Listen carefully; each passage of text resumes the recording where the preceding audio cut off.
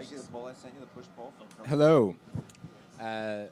Welcome, and thanks for joining us for this discussion of the 2022 provincial election campaign that returned the Progressive Conservatives to government with an expanded majority, returned the NDP to official opposition with a diminished caucus, and returned the Liberals to Queen's Park once again without official party status.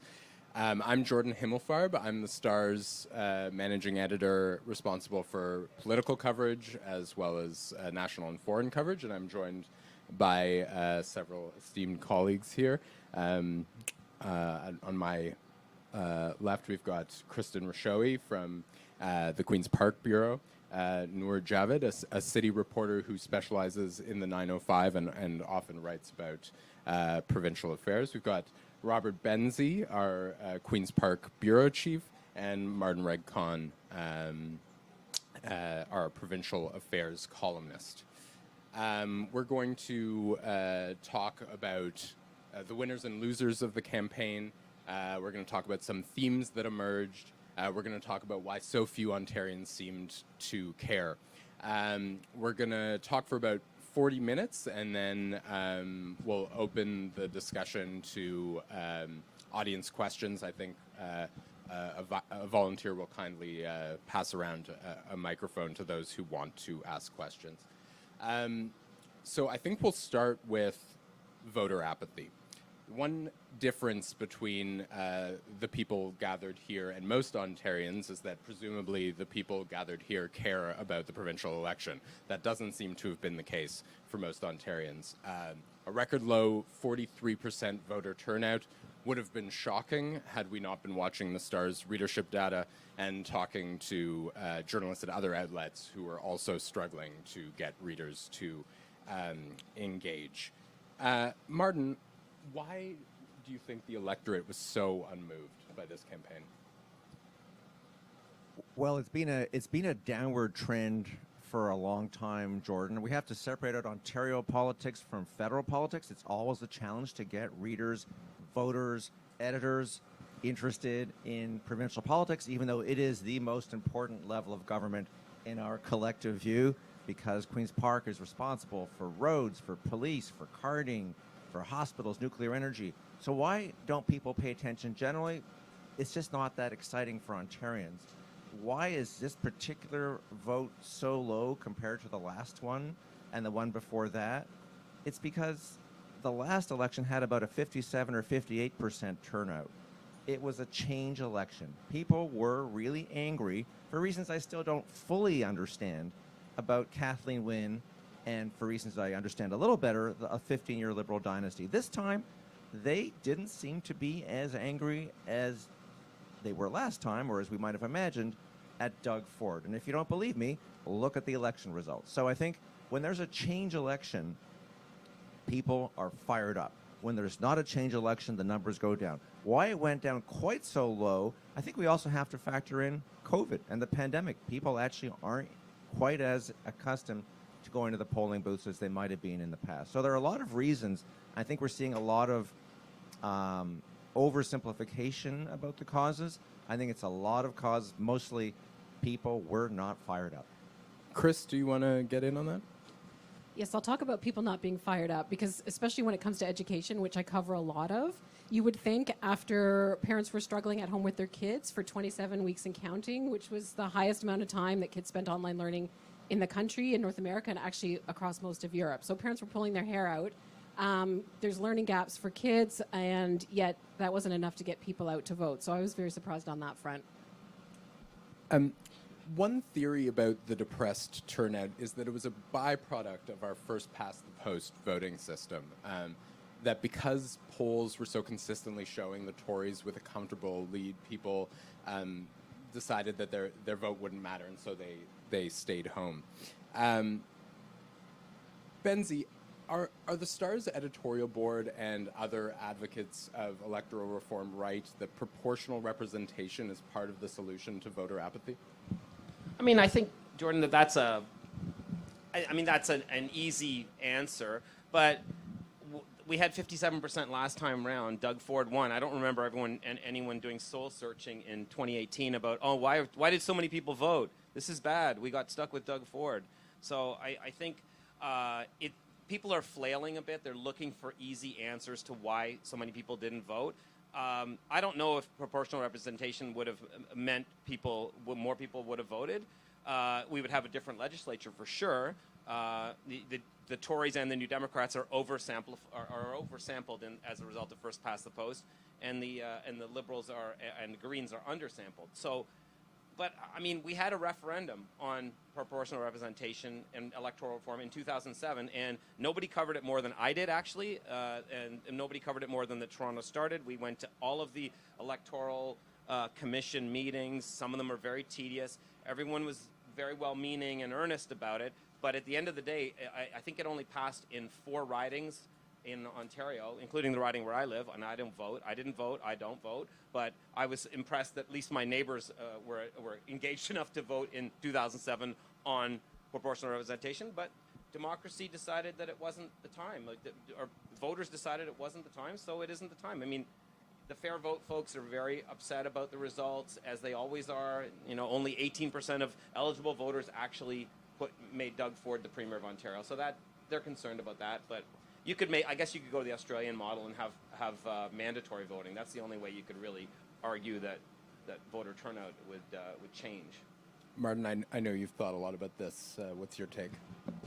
Well, I think Benzie, forgive us, we call him by his last name. It may sound disrespectful, Rob, because we're not in the treehouse now. We're on stage. I think Rob makes a fair point that there is one segment of the population that will tell you that people were discouraged by the current electoral system, and that is Fair Vote. Fair Vote is an activist, a lobby group that is in favor of electoral reform and proportional representation. But I would wager that most people in Ontario, if you ask them why they didn't vote, most people would not say that the current electoral system is why they didn't vote, and if it was proportional representation, they would vote. I think Fair Vote people will tell you, I get letters all the time, some friendly, some unfriendly, some upbeat, some hectoring, telling me that we need electoral reform, and I might support that. But as Rob pointed out, it didn't fly in this province, so you have to ask yourself, why didn't it if it's such an obvious solution? And secondly, I don't think the average person, thinks a lot about the electoral system when they decide whether to vote or not. They think to themselves, this Doug Ford guy, he's a buffoon, or this Doug Ford guy, he's like me, he's one of me. Or they look at this other guy, what's his name again? The Liberal leader? Oh. They look at Stephen Del Duke, I was kidding. They look at Stephen Del Duke and they say, that's my man, and I'm going to vote. Or they don't. Or they don't know who he is. Or they look at Andrea Horwath and they say, oh, she's the most popular political leader in Ontario, apparently, according to the polls. And they don't vote, so I don't get it. And I don't think it's proportional representation. I think it is fire in the belly, and I'm sticking to it.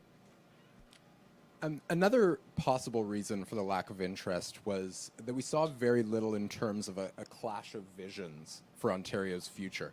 Maybe the closest thing we saw to a definitive wedge was the debate over what Green leader Mike Schreiner called Doug Ford's pro-sprawl agenda. Noor, you've led coverage of the Tories' push to build Highway 413 and the Bradford bypass and the environmental concerns around those projects. Could you talk a bit about how those issues influence the race? Well, actually, I think it's interesting to see how they didn't influence the race because, you know, in the 905, there was a lot of focus on this. Like, people, like, it's one of the issues where actually you'd go on the street and you could ask somebody and they'd have an opinion, which is rare with a lot of issues, right? But it still failed to, I think, really, like, resonate, you know, at the voting poll. I think if you go to certain communities, people like in Kleinburg, and people in, you know, in East Gwillimbury, like, they are obviously quite upset about the idea of this highway, you know, destroying their homes or being close to their homes. But at the same time, like, when you live in the suburbs, like, the number one issue is always traffic, right? So it's like, how do you balance those two things? People love the environment, they love the green spaces, but they're also fed up of the traffic. And so when they look at that, when they hear that, that buzzword, highways, it doesn't really matter where it's going to go. In their minds, it's like, okay, this is going to get us to point A to point B faster, when actually it won't. I mean, I live in Vaughan, full disclosure, and I'll probably never use the 413, although it's going to be in Vaughan, because it goes in the direction I'll never go, right? I come downtown, I go east. So I think Doug Ford really was able to capture that frustration of people when it comes to traffic. Like, that is the number one issue in the 905. And I think people are still quite riled up about it, despite the fact that it didn't, resonate in the polls, in the votes. And I think it will still be a big issue in this term to see how that goes forward. How does the government plan to kind of show that it's not pro-sprawl or anti-environment? I think it'll be something to watch. Benzie, do you want to add anything to that? Yeah, Noor's right. It's frankly, the Toronto Star made the Highway 413 an issue thanks to Noor's coverage and the team that was working on it. This was not something that was on the agenda, really. The Liberals, this 413 started under Premier Dalton McGuinty's Liberals, and then it was killed under Premier Kathleen Wynne's Liberals, and it was revived under Doug Ford's Conservatives. And Ford's team were looking for an issue that they could that would resonate, especially in the vote-rich 905, and they found it. And they could not believe their good fortune that the Liberals kept wanting to talk about it during the election, because they thought anytime they were talking about Highway 413, it was a good day for them because they were the only party that was in favor of it. The other three parties were against it. This panel is supposed to be about winners and losers, so let's evaluate party by party. Benzie, you wrote a fascinating behind-the-scenes account of how the race was won. We often read in the aftermath of elections about turning points during a campaign. So in the recent federal election, you could argue it was the French language leaders debate. In the previous federal election, you could make a case that it was revelations about Andrew Scheer's dual citizenship. But the turning point that you identify in this piece happened well before the campaign began, in April of last year, I believe. Could you talk a bit about that moment and how it led to the outcome we saw? Thanks. Yeah, thanks, Jordan. Yeah, I mean, this is something the turning point in this election didn't happen during the election, as far as we could glean. It happened a year earlier, and it was in last February 2021. Doug Ford was listening to the rural members of his caucus and his cabinet who were saying, you know what, the pandemic's pretty much over. Can we just get back to normal? And he foolishly took their advice and opened things up too quickly. Then we had the Delta variant hit Ontario really peaked in April, and you had Dr. David Williams, then the Chief Medical Officer of Health, and Staney Brown, the co-head of the so-called Science Table advisory panel. They were saying to the Premier, look, we need to close things down again. So he overcorrected in April, and that was when you had this insane closing of playgrounds, the police carding, which was was in place for exactly 23 hours. Ford the next day backed off of it. His polls went from 42% around that time to 34%, and they were dropping like a stone.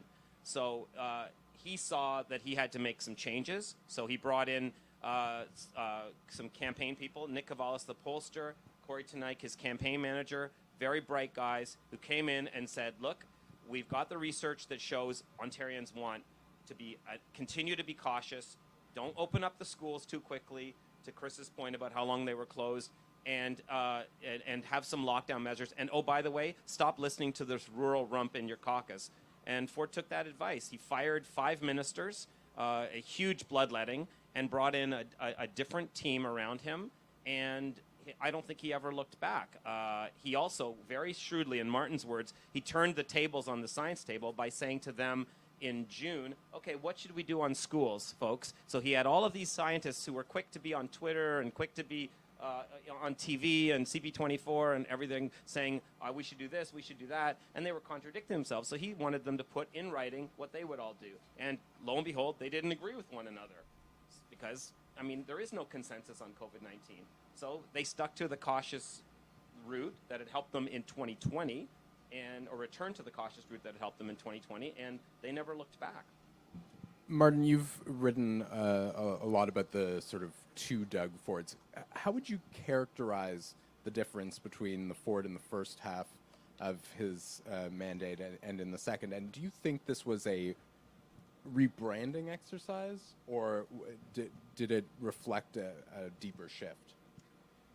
Well, this is a controversial topic. A lot of people don't seem to believe that Doug Ford is capable of change, and that he is the same buffoon that he was 4 years ago. And I remember at one of these events pre-COVID, I actually did a bit of a parlor trick that I do with folks, when I would ask them all to stand up and give us a standing ovation. I'm not going to do that this time because it's wet and everything else.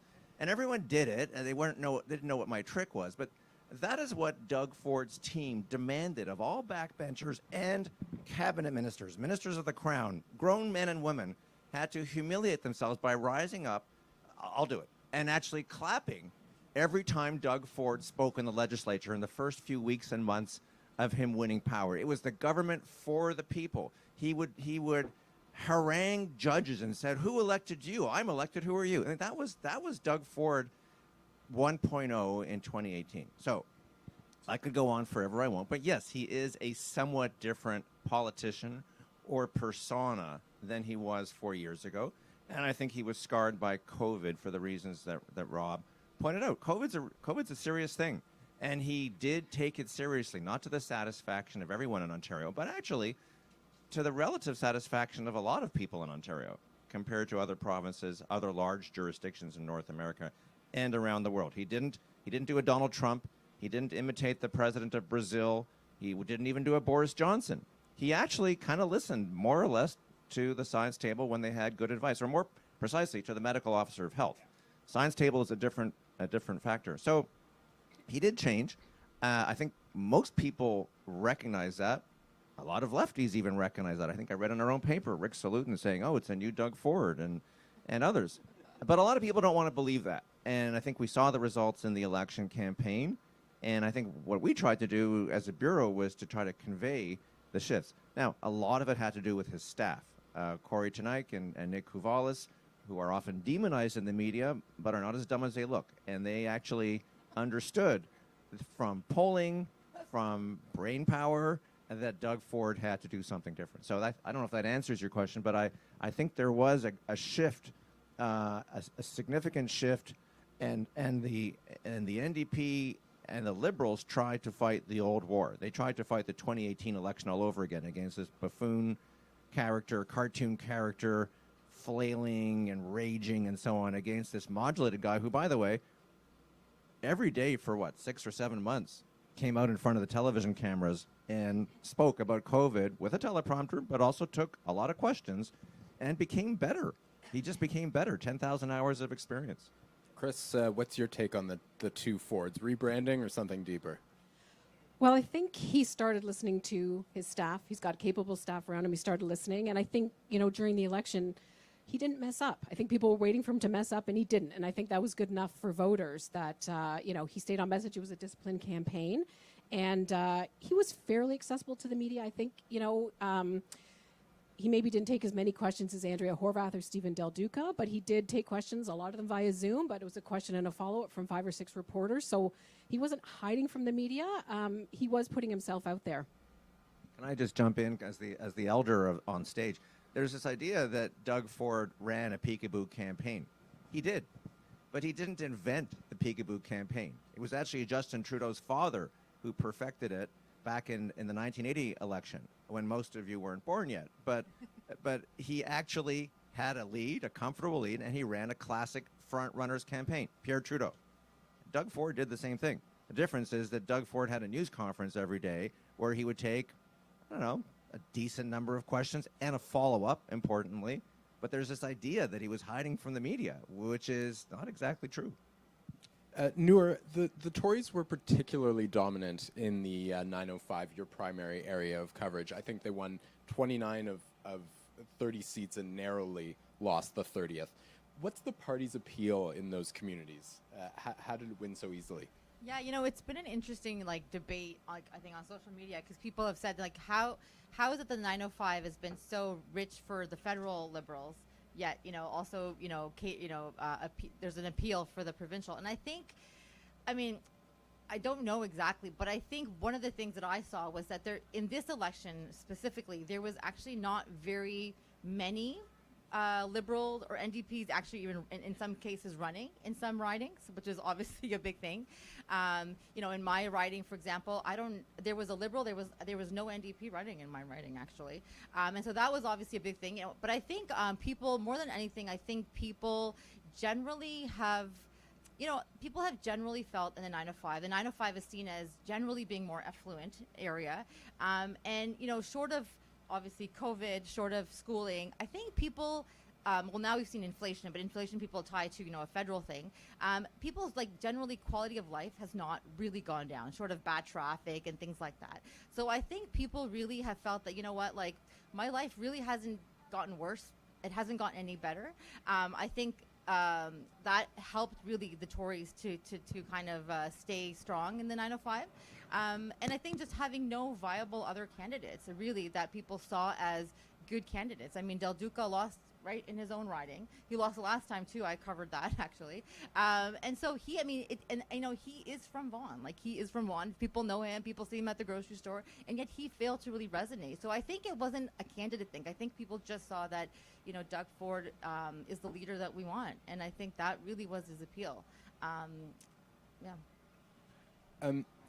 The Tories succeeded with a strategy that many conservative parties around the Anglosphere have been pursuing with various degrees of success in recent years, trying to win blue-collar voters from social democratic parties. Benzie, why was Ford able to pull this off when Erin O'Toole, for instance, wasn't?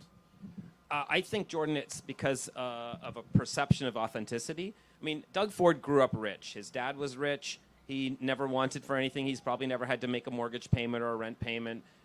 But and he also doesn't drink beer or eat red meat. Or doesn't drink alcohol at all, and doesn't eat red meat, which is there's a lot of counterintuitive things. He drinks chocolate milk and green tea and eats a lot of carbs, but he doesn't eat a lot of meat. Because he used to work in a meat packing plant and he found it repulsive. It's just anyway. He has managed to tap into blue collar, what Martin and I coined the big blue collar machine of working class voters, and he actually is more comfortable talking to workers than he is talking to business executives.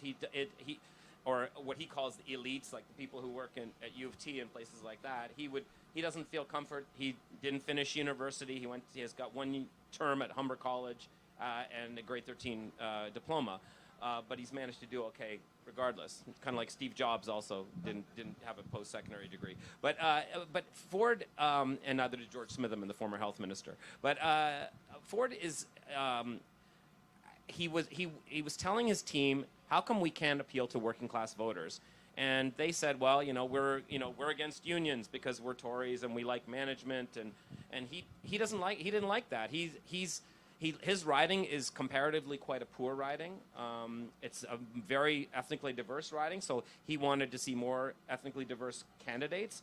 He was very proud. They've got 3 black MPPs that the Tories they had 0 before, so now they have 3. He was very pleased about that. Talked about it the day after the election, and he also he wanted to get unionized workers to rally to him. So he dropped the sort of Mike Harris reactionary kind of knee-jerk, I'm against unions, I'm for management, and because he says, look, I don't care if people get paid a good wage. I mean, that's not my problem, and it's been brilliant because it has split the New Democrats into between the chattering classes and the working classes. That's what the NDP's own strategists told Rob Ferguson, our colleague, in a really good front page piece earlier this week about how the NDP has lost its way. It's a social justice warrior party in downtown Toronto, but it's not a working class party in Timmins and Hamilton and Windsor anymore.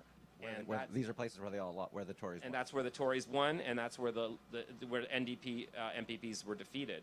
And I think that's and again, Fergie did some great stuff going to Windsor and London, Ontario, and talking to voters there about why this change. And it's not easy. I'm not Pierre Poilievre or someone like that. Pierre Poilievre is a Planet Ottawa created guy who's been an MP since he was 24. He could not replicate this appeal to working class people that Ford did because it's not authentic for him. He's never had a real job. Ford has. Ford's worked in a factory.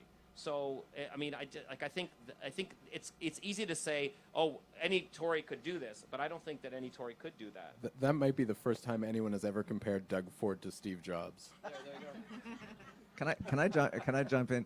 One other quick point to add to Rob's argument is that Doug Ford and most of his cabinet ministers referred to elected union leaders constantly as union bosses. They spat out the word for most of 2018 and on. Yeah. Doug Ford also froze the minimum wage. Then they changed. This is Doug Ford 2.0. Fake or not, up to you to decide. But he no longer calls them union bosses. Now he poses beside them in photo ops and has them as backdrops. So there has been a rapprochement. Not with all, let's not exaggerate. The whole union movement isn't behind the Tories. The building trades in particular. The building trades, which see all this construction, are behind it. Most of labor is either behind the NDP or the Liberals, but that is the tectonic shift. Sorry, I was just going to say too, it was interesting because the NDP didn't really tout that during the election, right? They had the endorsement of the Ontario Federation of Labour. They had some teacher unions locals supporting their candidates, but they didn't really get out there and tell people that. So Doug Ford would come out with these announcements and be posing with union leaders, private sector union leaders, and he made it look like there was this big momentum, this big push with Labour behind him. But really the numbers weren't there. On that, Chris, you covered the NDP. Given the intensity of the anti-Doug Ford sentiment, why do you think Andrea Horwath, in her fourth campaign as leader, was unable to make gains? I mean, I did feel badly for her halfway through the campaign. She did come down with COVID and it took her out for about 6 days. I just think maybe she wasn't able to, there wasn't the fire in her belly this time around, I really don't think. I think that's fair to say. She sort of had her issue on healthcare, talked a lot about that, but a lot of the events we would go to on the bus, they were whistle stops, but they were very small, intimate groups, no big rallies. You never really got that momentum. The last election in 2018, the NDP actually did have a surge at one point, and where we thought they could have formed government, that never happened. So I just don't think they had the right strategy this time, and maybe just not the fire in the belly to do it. Chris, I'll go back to you. What are the big questions, do you think, for the party as it seeks a new leader? What does it need to figure out? Yeah, I think it needs to differentiate itself, I think, from the Liberals, right? Because there was a lot of overlap with their platforms. I think they want to think about what they want in a leader. Do they want, as we say, the chattering class, or do they want working class? Do they need to return to their roots? I think what we've heard in terms of a search of a leader, that it's going to be sooner rather than later, maybe early in the new year, but I think they do have to do a bit of soul searching. Martin, what about the Liberals? Where did Stephen Del Duca go wrong? And what lessons should the party take from the second consecutive election that denied them official party status? That's a hard one. Stephen Del Duca is who he is, and it was never going to excite or the province or light it on fire. He tried to convey competence, and he is competent, but he never. It's very hard. I said at the outset that in Ontario, people don't really focus on provincial politics much until something breaks out, and it's just not good enough for an opposition leader to be just good enough, to be competent. You really have to break out. You don't have to be necessarily a Justin Trudeau celebrity, although that's helpful, but you need to be somebody special. You need to be a cut above. And Bob Rae comes to mind. I wrote about that over the weekend. Even David Peterson, in his own way, had a kind of a je ne sais quoi, as he would say. He looked slightly glamorous. He had a glamorous wife. He had energy. He had youthful vitality. And I didn't see that. He's not here right now. You know that, right? Peterson is our vice chair of our company, by the way. Full disclosure. No, but I said that he also became unpopular. So and they did that as a poll quote in the pager yesterday, that he was overtaken by the incisive Bob Rae. So I may be out of a job Monday morning, but that's okay. They stood out. They did, and Stephen Del Duca just didn't. And frankly, neither did Andrea Horwath after 13 years and 4 elections. Mike Schreiner stood out almost more than Andrea Horwath for various reasons. He grew into the job and so on. So in terms of Del Duca and what happened, let us not forget the elephant in the room, which is a 15-year Liberal dynasty that people were just tired of, rightly or wrongly. Liberals did a lot of interesting and progressive things over the years. Greenbelt, to name one, because Noor's on stage. But they were still in the penalty box, and Del Duca didn't help them break out. Yeah, I just wanted to add, I know from when I talked to people in Vaughan about why they didn't vote for Del Duca, I think he wasn't actually, he didn't really differentiate himself in terms of, the things that we wrote about around in terms of Doug Ford's connection to developers and to Del Duca also has that legacy in Vaughan. He also has connections to developers, and he's also, he had, there was stories about bad decisions with GO trains and things like that. So his history in Vaughan actually wasn't clean enough for people to want to vote for him.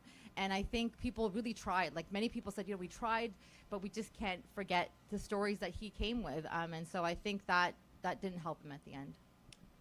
Part of the conversation about how the progressive parties can better position themselves to win in 4 years has been the question of whether there should be some sort of merger of these two parties, which many observers feel failed to meaningfully differentiate themselves from one another. Martin, is that a good idea? I think it would be a good idea personally as a voter, but I've argued in columns that it's just not going to happen. But let's park that. I think it'd be a good idea because it wouldn't split the vote. And uniting the right worked for Stephen Harper. It worked for Jason Kenney. It caused problems for Jason Kenney more recently because the big tent can sometimes spring a leak or two or get too crowded. But it also has caused problems for the federal conservatives now because they're also all over the map. But I personally think it would be a good thing, but I think it's a pipe dream because, among other things, you have 2 leadership races happening simultaneously now, almost. And it's really hard for a new leader to go to meetings that are sparsely populated and say to people, hey, I really want to be elected as your leader so that I can dissolve this movement and merge it into another movement. And another problem is that right now the parties are so unequal in seats. The Liberals only have 8 and the NDP 31. It's pretty hard to have a negotiation of equals when the NDP are convinced that they have stamped out the Liberals for all time. It's a recurring fantasy for the NDP. It does happen sometimes in the prairies. But the Jack Layton theory, let's crush the Liberals with an orange wave, hasn't happened. And it's, I personally think, unlikely to happen in Ontario, bearing in mind that the Liberals actually got a slightly teeny tiny bit more popular vote. So I don't think the circumstances are auspicious for a merger right now. I know. I think it's a stupid idea, and it'll never happen. So, and the reason it's a stupid idea is it was a stupid idea in 2011 federally, when after Stephen Harper won that big majority, and Michael Ignatieff flamed out as Liberal leader, and Jack Layton had the Great Orange Wave at one in Quebec and one did well in Ontario. Everyone at the time was saying, "See, we just have to merge these 2 parties together." And these Liberals are in the wilderness; they'll never be around. And then 4 years later, they were in government. So, the Liberal brand is the most successful political brand in this country, and it eludes me why Stephen Del Duca ran on a Doug Ford versus Stephen Del Duca campaign instead of a Liberal versus Conservative, because the Conservative brand is not a good brand in Ontario, and that's one reason why Doug Ford didn't use the word conservative at all. I mean, it wasn't on his bus. It's a PC or Doug Ford. The branding alone. But the other reason, and not to, Martin and I have this argument privately in our bureau as well about whether the parties should merge. Another reason why I don't think they could ever merge is they don't get along. A lot of Liberals would go and become progressive Conservatives, and some Liberals would become Greens, and some would be New Democrats. And New Democrats hate Liberals because they are not as pure as they are in their view, and it's one reason why the New Democrats are a little bit like the old Reform Party. They'd rather be correct and win an argument than win an election and be in power. Whether Ontario is a winner or loser in all this depends on what the progressive Conservatives do in government. Given their strengthened mandate, what kind of government do we expect to see, Chris? Well, I'm just going to talk maybe a bit about the challenges they're going to face right off the bat, because that might sort of set the stage for them. There's education bargaining coming up. CUPE and the high school teachers, and I believe the Catholic teachers, have already given notice to bargain. We heard Doug Ford make some conciliatory remarks during the election campaigns, or was that right after, saying that, you know, people were going to get raises, teachers, and he mentioned nurses. The nurses aren't up until next year, though. So I think we're going to have to see how he handles this, because teachers are obviously going to be coming looking for more money. They're looking for more resources post-pandemic and for learning gaps and things like that. And I think this may be the first test of the government, how these negotiations go, because in the past they've been very contentious, even pre-pandemic and during the pandemic. It was very difficult for them to get deals. Anyone else want to get in on that? I think it'll be really interesting to see the dynamic between this government and the different municipal governments in 905. You know, in many cases, this government has shown that, you know, they have a different, vision for the province in terms of, you know, MZOs, minister zoning orders, or these things called the transit-oriented corridors, which are like, you know, very dense communities that are being built in different parts of the GTA without really the input or the insight of local communities. And it's been really interesting to see local communities trying to balance, like, you know, keeping communication and a good kind of relationship with the province, but also trying to kind of show that they are autonomous and they have a right to kind of plan their own communities. So it's going to be really interesting to see this dynamic, because the province has basically shown that we're going to develop the way we want to develop. We have a vision for the province, and it doesn't matter if you're Richmond Hill or Vaughan or Oakville, we're going to do what we want. So I think it'll be really interesting to see how this dynamic plays out in the next 4 Do you years. think there's any hope for those worried about sprawl in the Greenbelt? I don't know. There's a lot of really interesting decisions that the province has to make, you know, in the next few months around allowing development in the Greenbelt. They're kind of on the table of the minister right now, and they've kind of been on hold, and people are watching that very closely. I think if the province concedes on these specific developments, I think it'll be interesting to see really if the Greenbelt will survive. I think if the province says, okay, you know, you can develop here, or you can build a tennis court here, or, you know, we're gonna and they're gonna approve the development, all the urban sprawl right up to the border of the Greenbelt. I really think that the Greenbelt will not actually survive in the form that we all think it is surviving. I think there will be a lot of pressure on it, and I think the government, they're gonna say, well, we're not going into the Greenbelt, but I think the pressures will really affect the integrity of it. Chris, one area of unending controversy during the Tories' previous mandate was education. The education minister, Stephen Lecce, won by a landslide in King Vaughan. What do you think that portends for the future of education in this province? Well, it was interesting because he actually had a teacher running against him and still pulled off a huge victory. You know, it speaks obviously to his strength in his riding. From the indications we've heard, he will stay on as education minister and take things through negotiations. I mean, given Ford has talked about raises for teachers, I think, and education workers, I think that will happen. I don't think it will be inflation. I don't think it'll be 6% for everyone. But, you know, the unions are up in arms. They've already given notice to bargaining, which is a very aggressive stance. They did it the morning after the election. So I think they're in for a tough round of negotiations. I think that the government thinks Lecce's got the experience. He's done negotiations before. He's expended a lot of political capital on this, and they're going to keep him in, at least get through to the negotiations. Martin, do you want to add anything? Yeah, can I just jump in? I think Chris makes an important point. I think he actually raised his vote, Stephen Lecce, in the riding. And that's significant because teachers' unions traditionally target the incumbent minister of any party because over time the relationship just unravels. I don't think this one ever raveled to begin with, but it unravels. They targeted Laurel Broughton, I think, and other ministers. So the fact that they have it's one thing to be good at campaigning as Doug Ford and his team are.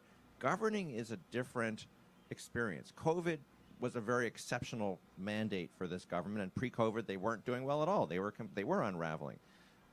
One of the reasons that Doug Ford was such a difficult foe for the other two parties is that he isn't actually a classic conservative, as Rob has suggested. He's a populist. What does populist mean?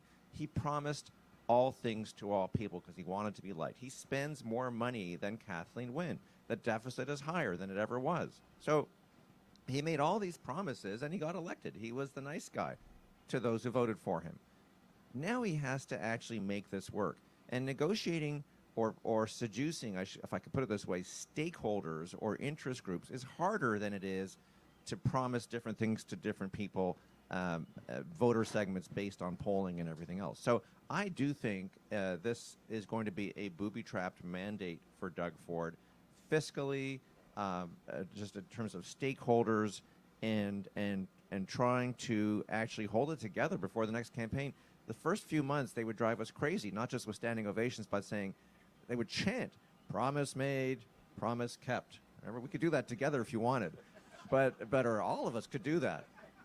I don't think you're going to see that in the next 4 years. Not the subdued tone, but I think they're going to break a lot of promises.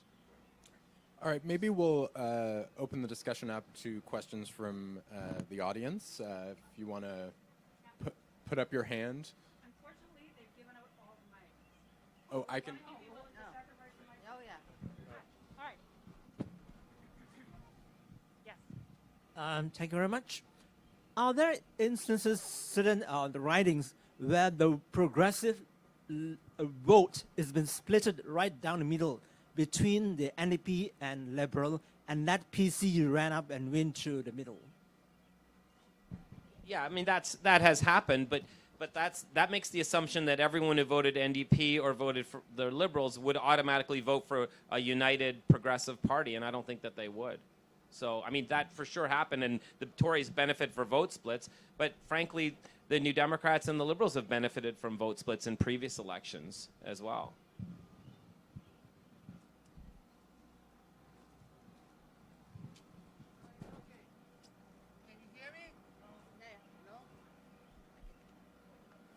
Thank you very much for the microphone. I appreciate that you mentioned when Ford got elected, number one, what he did. He canceled the minimum wage that was already agreed by the parliament before him. And now he wake up to increase by 50 cents when your studies in your media says to make a living you need $22. Anyhow, that's one. Second, we're talking more about the highways instead to talk about health care. How many people got affected and who use COVID as an excuse? People were waiting in the hallways before COVID. With the COVID, we got to see the real problem.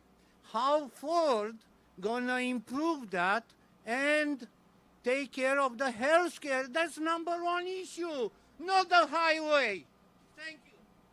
Chris, do you want to take minimum wage? And then Martin, you can take house?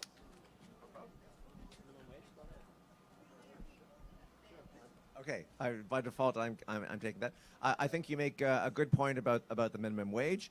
Doug Ford canceled what was already a legislated increase to $15 and froze it at $14 and then froze it for 36 months. Okay, and then as the election loomed, he discovered the union movement and an election coming and moved it up to $15 and then moved it up a little bit after that, but far below what it would be today if it had been on that trajectory. In fairness, all three major political parties play political games on the minimum wage. Yes, including the NDP, which played footsie when they were negotiating or arguing about the minimum wage about 10 years ago, is something I won't relitigate here, but I've written about. On healthcare, you're quite right that COVID shone a light on the cracks in the system. I don't know why I'm being so fair today, but to be fair, that predates Doug Ford. Okay, that was very much a legacy of the Liberal government, but it would be, I think, unfair to make that a purely partisan play. Every party has been trying to get control of rising healthcare costs for decades, including the progressive conservatives, including Bob Ray's New Democrats, with or without Bob Ray. Roy Romano in Saskatchewan, NDP guy, okay? So everyone has been trying to control healthcare costs forever because COVID pandemic happened only once every 100 years, and that's not in anybody's lifetime here that I can see. So we had a system of just-in-time healthcare delivery, if I can marry a phrase, and COVID pointed out the problems with not having a buffer. So, yeah, Doug Ford was on deck when that happened, but everyone has that responsibility. Okay, so you've let him off the hook a bit, but as you said, the pandemic shone a light on the cracks in the system quite tragically. Will it be a turning point? Oh, 100%.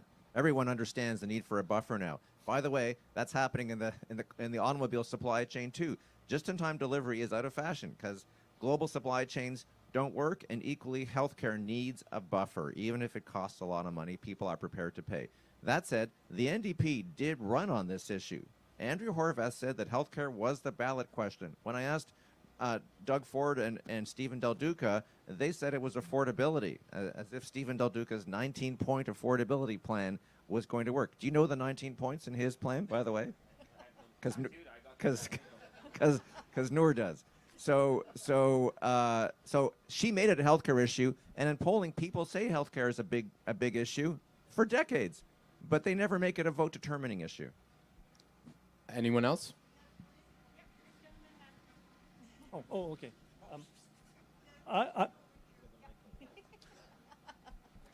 I was very impressed by how Doug Ford seemed to run a highly inclusive campaign without any of the touchstones of alphabet soup rights or pride marches or land acknowledgements, any of these socially divisive things. Anyone, just general comments on how he did that without doing any of the things that the chattering classes say you should do?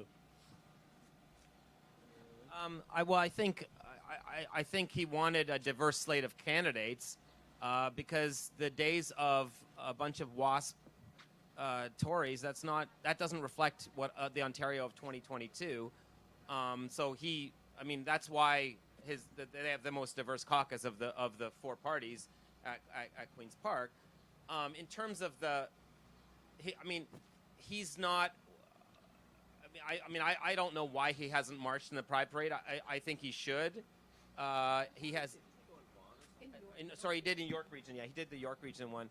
I don't know. I mean,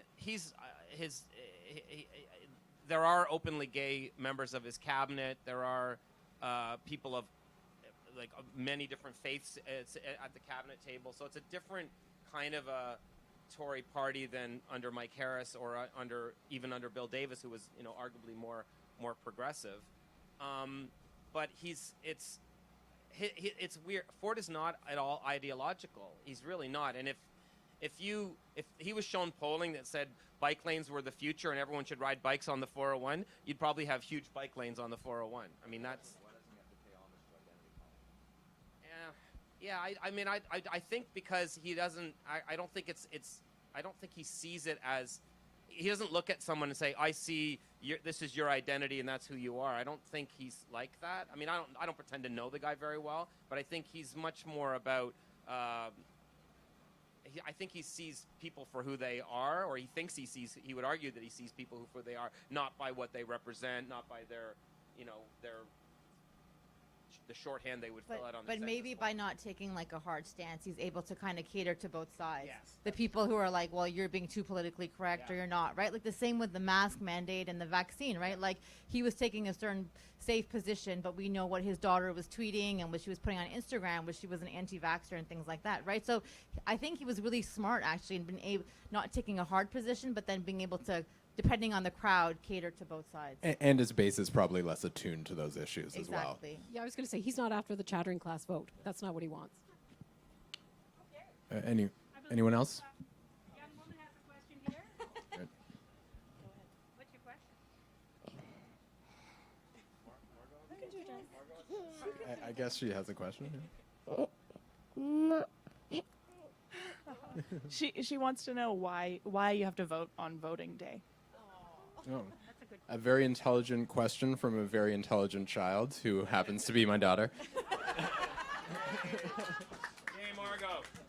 The short answer is you don't. Do you want to expand on that? Margot, you can actually, as I told my kids, I dragged my kids out to vote, and you can in fact vote in an advance poll, and voting day is just kind of the day that everybody tries to get together and vote, and the trick is to have more young people. So we're looking forward to seeing you there with Mom and Dad soon too. And one more thing to this excellent questioner, who has her first dance recital later today, and who's been quite nervous about it. It's not so scary to be on a stage, you see?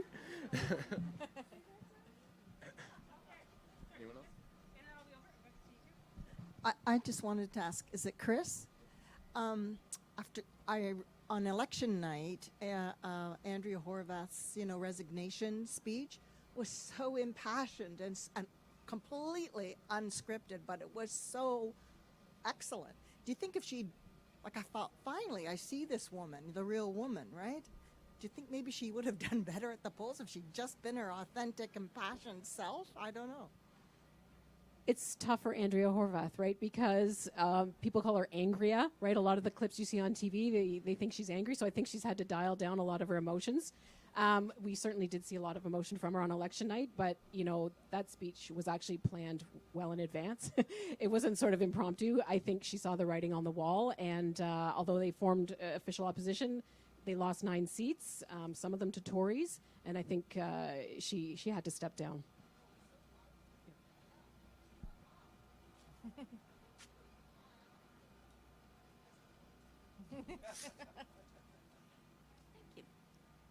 Hi, I'm just wondering, what is the future of election campaigns? Like with this one, all of the debates, the community debates, the Tories didn't come.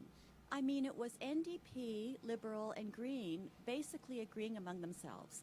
So how can they do that? Like, if you're going to run to be a member of parliament or anything, isn't it incumbent upon you that you take the responsibility to do your job even before you're voted in? So why is that happening, and what's going to happen with that? Yeah, that's a very good point. And I think one of the good things that happened in this election was that some Tory candidates who refused to go to debates, I think in places like London, Ontario, they lost. And I think that the Tories will look at, they let some candidates do debates. I think it was about 40 or so that were allowed to do debates. Robin Martin, who won in Eglinton Lawrence, she was at campaign debates because she needed to be at campaign debates. Otherwise, they were going to lose that seat. I think they were so overconfident in certain areas and wanted to keep to the script. Brian Riddell, who won in Cambridge for the Tories, he was at campaign debates, and he messed up at one debate, and that caused them a lot of problems in that particular campaign. So I think it's a very good point. I think that you should have to debate as a local candidate, and I think it was the Tories, to Martin's earlier point, were doing the classic play it safe, and they figured every time someone was debating, especially when you're defending a government record, you could have a chance for a screw up, as we saw in Cambridge. But it backfired them on a bunch of places that they should have won or could have won, and by not showing up, they showed voters that they weren't serious. And I think that they'll learn some lessons from that, I believe. But Doug Ford showed up. I mean, my reference was to peekaboo campaigns, and the leader showed up for a very high-stakes debate. So it's a travesty that people don't come at the local level. It depresses me. I think debates are important. I think they're a little overrated because they're now so scripted and so many one-liners, but they're still so helpful. I mean, what else is a campaign about? Whistle-stop stuff? Having photo ops in parks. I mean, it's core to our democracy. I feel passionate about it. I've moderated debates at Toronto Metropolitan University, otherwise known as Ryerson, in the local federal riding, and in one of them in 2018, the conservative federal candidate did not come. It was one of those 100 environmental debates, and it was depressing that they weren't there. Annamie Paul was there, not yet leader, soon to be leader, no longer leader. And then for the most recent federal election, the conservative candidate did come. And guess what? He was terrific. He really was. For a conservative discussing the environment and other things, he was really good. And so it just astonishes me, and to me, it's just a vote of non-confidence in the local candidate. So really, if a local candidate doesn't appear, if I were the other guys, I would just say, vote of non-confidence in Party Central. Why would you vote for him? So there. I'll hold the mic anyway. I have a question around Andrea Horvath's campaign. All right, I'll use the mic. Around Andrea Horvath's campaign, her big health issue was hiring more nurses. I can't remember the number, some huge number. Where were they going to come from? I work at 2 hospitals. They are so short-staffed now with just the numbers they have. Where are these magical nurses going to come from? And nobody seemed to catch her up on it. It seemed to she was let go on it. Like, why?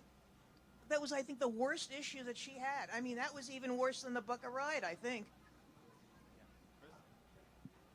Well, she did talk a bit about internationally trained nurses getting accreditation here. That was one of the things she talked about, but you're right. I mean, there was not a lot to talk about where these nurses were going to come from. I know the Tories have opened up more nursing spots and free tuition to bring more nurses in, but in that number, no, not even close. I'll just jump in and say I'm going to argue with you that it might have not been the worst promise, because my favorite worst promise, and all parties did this, was the NDP saying they were going to reduce auto insurance rates by 40%, 40%, with no explanation for how they were, none, without having public auto insurance, for example, no, 40%. I mean, Liberals had Bucka ride, Tories gave away license fee plates. I've never seen more dismal party platforms, but you're absolutely right. Rob Ferguson in our bureau did write about that, about where are you going to get these nurses from? You can't just snap your fingers. I think we have time for one more question. Oh, hi. I missed the first part of the thing, but that's good that I got here for the end. I am friends with Doug Ford, but I don't necessarily agree with him on everything, even with the thing. He's a very likable guy. His birthday, ironically, is a week before mine. But one of the things that was not brought up during the campaign was this digital ID stuff. And I mean, how come nobody was pressing or asking about this stuff? I don't really see any articles or news coverage during the thing about these digital IDs. So I'm just curious if anyone knows anything. Well, I think it's on hold. This is the thing. It was actually put on hold about a year ago. And I mean, it was there was a big push over it, but then all of the people who were working on it had to work on the Vax Passport stuff, so that became a priority. So the digital ID, which is basically you'd be able to have your driver's license or your health card in your Apple Wallet in your phone or your Android device. It's right now it's been on the back burner, so it's not a thing that's imminent anytime soon. Thanks so much for coming and for your excellent questions, especially Margot. And thank you to the panelists for your thoughtful answers, and enjoy the rest of the festival. Thank you.